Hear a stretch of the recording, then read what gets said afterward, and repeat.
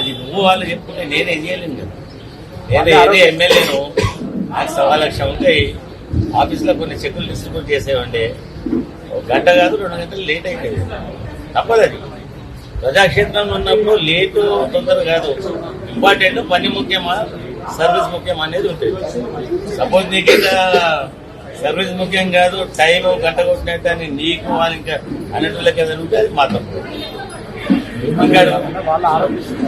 ఆరోపణలు మస్తు ఉంటే ఏం లేని వాళ్ళు ఆరోపణలు చేస్తూ ఉంటారు. అన్ని ఉన్న వాళ్ళు ఏం చేస్తూ ఉంటే పని చూస్తాం.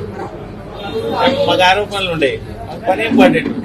ప్రతిసారి ఇదే గొడవ, ఇదే గొడవ ఎప్పుడు గొడవ లేదు.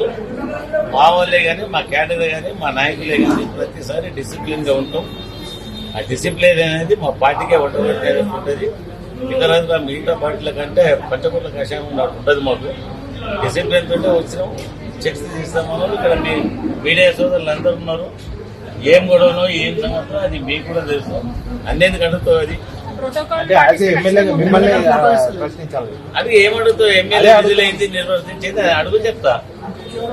అడుగు ఏమేమి అడుగుతాడు నేను చెప్తాను. అడుగు ప్రోటోకాల్ ఉల్లంఘించారని చెప్పి మీరు భావిస్తున్నారా సార్?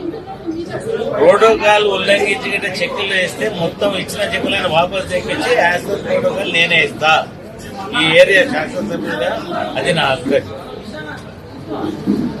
అది నా డ్యూటీ. ఇంకా అడుగు. గొడవ గల కారణం ఏంటి అసలు? గొడవ ఎందుకు కారణం ఏంటి తెలవాలి, అది నాకేం తెలుసు.